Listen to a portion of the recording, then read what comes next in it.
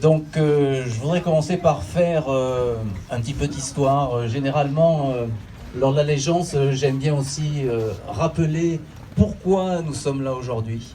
Et donc aujourd'hui, nous sommes réunis pour les 90 ans de l'association. Et donc le 6 juin 1928, il faut savoir que quelques Canois issus des vieilles familles canoises se sont réunis dans l'objectif de créer cette association. Donc il y avait parmi ces personnes des noms qui vont vous rappeler quelque chose: Hardisson, Crespe, Domain, Merle, Tuby, Ibert, Pierrugue et bien d'autres. Et à cette époque-là, l'association faisait appel aux Canois dont l'origine canoise datait d'avant 1800. Et en fait, il voulait constituer cette association dans une mutuelle cordialité pour perpétuer les traditions et les faire revivre et les faire connaître de tous les autres Canois. En fait, ils avaient compris qu'en partageant les divers documents, en partageant les souvenirs que leurs parents leur avaient légués, en fait, ils pourraient mieux les faire vivre et passer le nombre des années. Donc, notre association a été créée à la préfecture le 10 octobre 1928. C'est la date exacte à laquelle la préfecture nous a validé nos statuts. Comme je l'avais évoqué lors de notre dernière assemblée générale, pour ceux qui ont participé, les traditions font partie d'un des piliers de notre association. Et donc, nous voulons, par nos actions, faire revivre ces souvenirs et l'organisation de cette fête pour nos 90 ans en atteste. Cependant, il y a d'autres piliers dans cette association pour son fonctionnement, et l'un, c'est l'ouverture. En fait, l'ouverture, bien sûr, aux vieilles familles canoises, mais aussi aux sympathisants. Ceux qui, même s'ils n'ont pas 100 ans de vie à Cannes, ceux-là même peuvent être intéressés par notre ville et participer à nos actions. Et donc, un des objectifs de cette journée, de cet anniversaire des 90 ans, c'est effectivement d'augmenter le nombre de membres, d'adhérents, mais aussi de sympathisants. Je sais que dans l'Assemblée, il y a bien sûr des gens qui sont déjà adhérents, mais d'autres qui ont toutes les qualités pour l'être, mais qui ne le sont pas. Et j'aimerais bien que, alors peut-être pas aujourd'hui, mais dans les jours qui viennent, que ces personnes adhèrent à notre association pour qu'on soit le plus grand nombre et qu'on puisse organiser encore de belles choses dans les années à venir. Surtout qu'aujourd'hui c'est les 90 ans, mais si je vois un peu plus loin, il va falloir préparer dès à présent les 100 ans, et c'est les personnes qui vont adhérer aujourd'hui qui seront en charge d'organiser les 100 ans. Donc il est important que maintenant on ait un grand nombre d'adhésions, de personnes qui sont volontaires, qui aiment Cannes et qui ont envie de faire prospérer cette belle association. Le dernier pilier dont je vous avais parlé lors de l'Assemblée générale, c'est la participation de notre association à des œuvres sociales. Je voudrais que ceci soit inscrit dans notre association, dans l'ADN de notre association. Et c'est pour ça que j'ai œuvré pour que nous organisions aujourd'hui une tombola dont les bénéfices seront reversés à une association locale qui travaille à l'hôpital de Cannes, qui s'appelle l'ASSO, et qui aide les malades du cancer et leurs familles, qui leur apporte un plus, qui leur permet que leur maladie soit supportée le mieux possible. Et donc, je sais que déjà pas mal de tickets ont été vendus, mais bien sûr, je fais appel à votre générosité pour acheter le plus grand nombre de tickets, pour que nous ayons une somme importante à donner à cette association, sachant qu'en plus, il y a de magnifiques lots à gagner. Donc, vous risquez, en faisant une bonne action, de gagner un bon lot.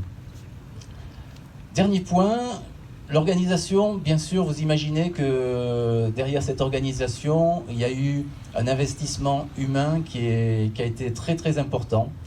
Et je voudrais en profiter aujourd'hui pour dire à toute mon équipe qui m'a soutenu lors de cette organisation, de les remercier et de dire que sans eux, ça n'aurait pas été possible. Et donc, un grand merci à toute l'équipe. Je pense que le résultat aujourd'hui, puisque pour nos 90 ans, j'ai aujourd'hui 90 invités avec moi, donc je trouve que c'est un bon résultat. On a eu des moments d'inquiétude où on pensait peut-être pas arriver à ce nombre d'invités, mais c'est bien, c'est un bon résultat et je vous remercie tous. Et puis je tiens aussi à remercier pour votre présence Monsieur Brochand, notre député, et son épouse qui est là parmi nous, qui nous fait le plaisir d'être là. Je sais que vous êtes très très très occupés et ça me fait plaisir que vous soyez là aujourd'hui avec nous. Et puis le conseil municipal, représenté en tête par David Lisnard, qui a pu s'échapper et venir passer un moment avec nous aussi. Et puis tous les membres du conseil municipal, Marie-Christine Révetto-Lemaître, Gilles Sima, qui nous font le plaisir de partager cette journée. Et je vous remercie pour toutes les personnes qui sont là. Le fait que vous soyez présents aujourd'hui les assure que vous adhérez à nos actions. Et c'est très important pour le président que je suis aujourd'hui de me sentir aussi épaulé par vous. Merci à tous.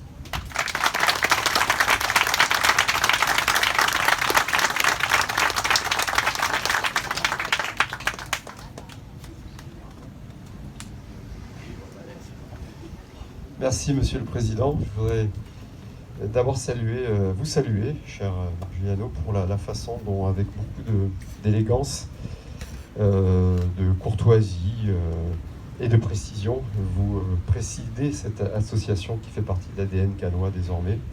Et je voulais vous en remercier, vous, et puis bien sûr tous ceux qui vous entourent dans le bureau de l'association et ceux qui donnent à cette association une réalité vivante, une réalité humaine, et une réalité conviviale, amicale aujourd'hui, ici, sur le toit de Cannes. Dire ensuite que pour nous, l'équipe municipale que j'ai l'honneur de conduire provisoirement, puisque c'est un mandat, donc un mandat, il faut toujours avoir à l'esprit qu'il nous est confié pour assumer des missions.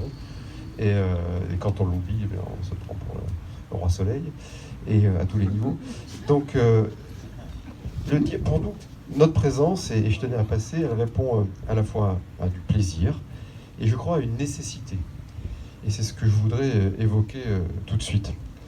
Le plaisir, c'est celui de se sentir appartenir à une communauté qui s'inscrit dans la durée. C'est essentiel.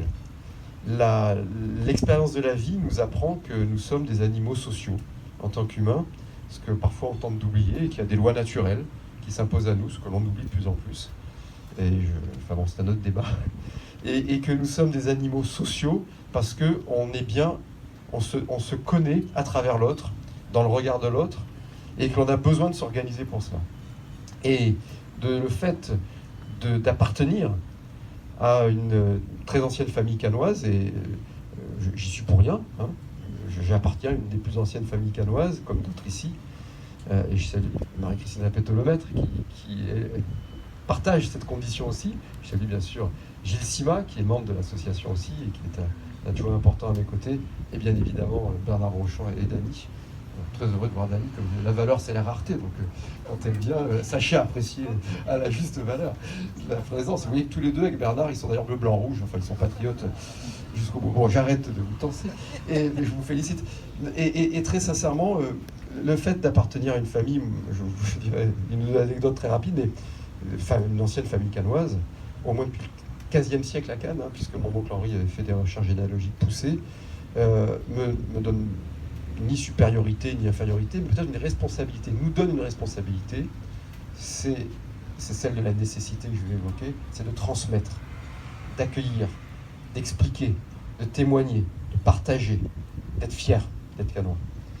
Et donc moi le plaisir que j'ai d'être parmi vous, c'est celui-là, c'est de nous dire que nous sommes des transmetteurs. Vous utilisiez le mot, M. Giuliano, de tradition. La tradition, c'est une étymologie latine qui renvoie à la transmission. Et notre rôle, c'est de transmettre, d'ailleurs en général, des valeurs à nos enfants, etc. Donc j'ai du plaisir, moi, à vous croiser, à vous voir, à vous savoir là, à savoir que cette association existe et qu'ensemble, nous transmettons une certaine idée de Cannes. C'est fondamental. Et puis, après des anecdotes qui sont toujours amusantes, hier et d'ailleurs j'ai croisé un certain nombre d'entre vous au salon des associations, Viva Association, que nous organisons désormais au Palais des Festivals et des Congrès. Et il y avait une formidable association de généalogistes. Chaque année, ils me remettent des documents. Donc j'ai eu encore plus d'indications sur mon arbre généalogique. Et j'ai vu d'ailleurs des liens de parenté aigus avec la famille Ardisson, ce que j'ignorais complètement. Donc c'est intéressant. Et j'ai appris hier que, donc je vais lui envoyer un mot dès demain, que quand on remonte, je crois que c'est au 18e, ou au 17e plutôt, c'est encore plus ancien, eh bien je suis cousin d'Édouard Philippe. Et donc, Édouard Philippe a une arrière-grand-mère cannoise. Et donc, je ne sais plus quel est le nom, mais enfin, il y a toute une lignée, mais vraiment des aïeux très implantés à Cannes. Donc, je pense que ce travail est sérieux, donc je vais dès demain lui envoyer et lui dire qu'il cesse de trahir Cannes avec le gouvernement, qu'il envoie de l'argent, des moyens, des policiers. Mais je vous jure, je vais le faire. Et je vais écrire dans ces termes. En plus, je le connais très bien, je l'aime beaucoup. Je ne partage pas certains de ses choix, mais c'est un garçon, c'est un de mes rares copains en politique.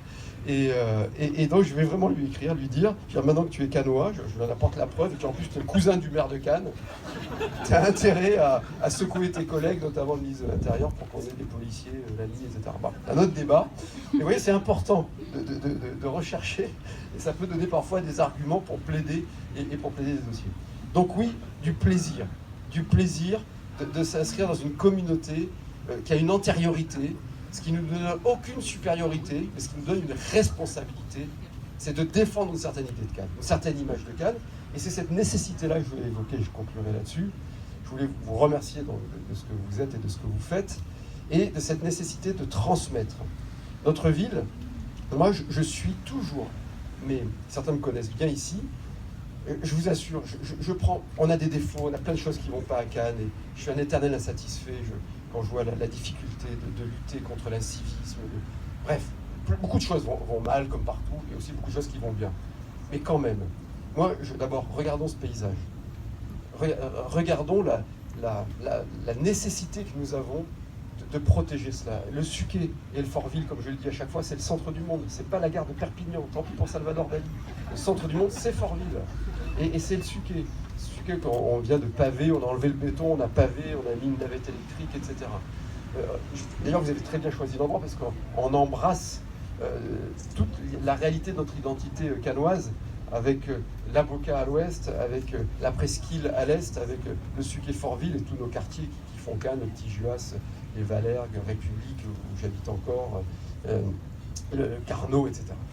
Donc notre réalité complexe de Cannes. Et cette réalité, c'est celle d'une ville qui était un grand village de pêcheurs, hein, parce qu'avoir 4000 habitants en 1834, dont l'essentiel vivait de la pêche, et c'est encore aujourd'hui la plus grande prud'homie de pêche du Var et des Alpes-Maritimes réunies, ce que beaucoup de personnes ignorent. Et notre ville, elle s'est complètement transformée, bouleversée à partir du 19e siècle et jusqu'à la fin du 20e siècle, avec une urbanisation galopante, avec l'arrivée d'apports extérieurs. C'est une ville ouverte sur le monde, et elle doit rester ouverte sur le monde, et nous devons rester ouverts dans nos têtes sur le monde aussi, tout en étant fiers d'être français, et fiers de nos traditions, et fiers d'être provençaux.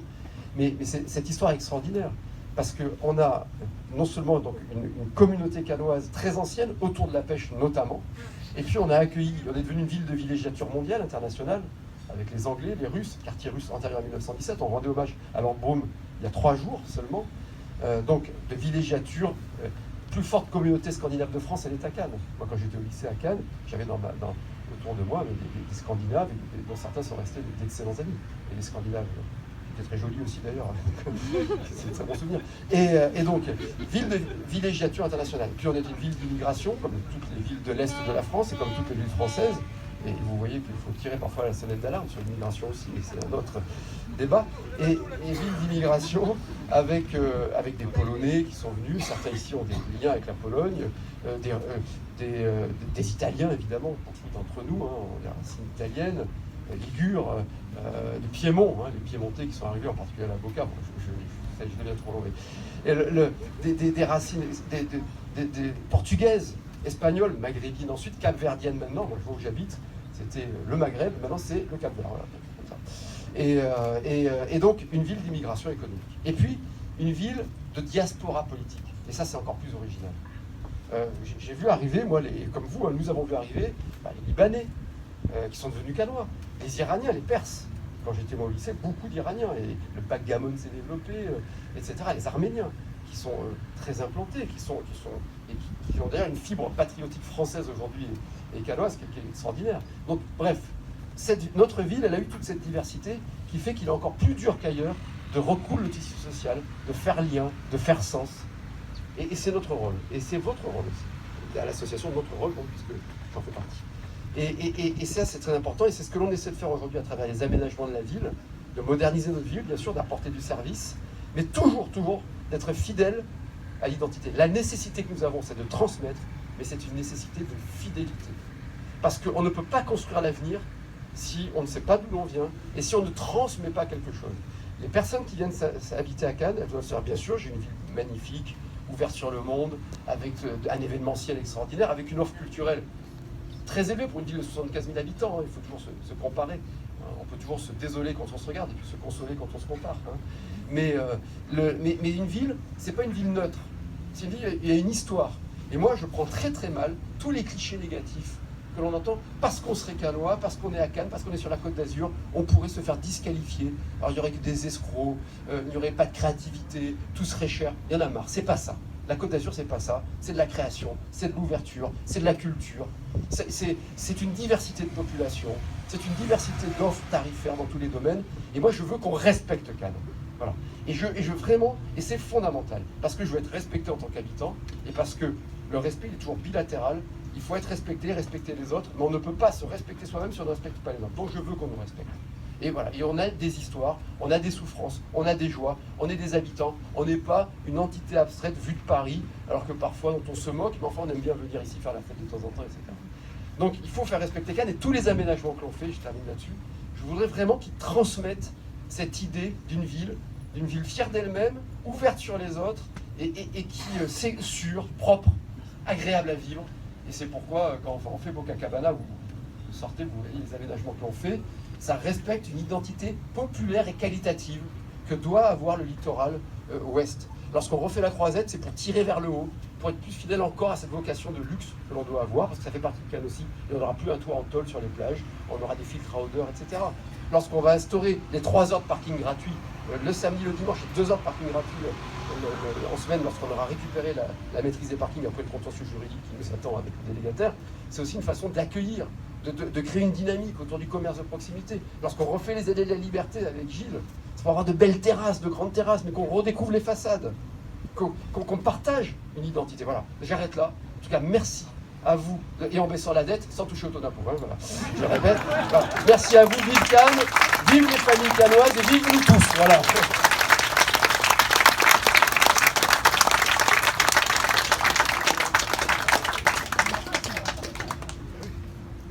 Merci bien.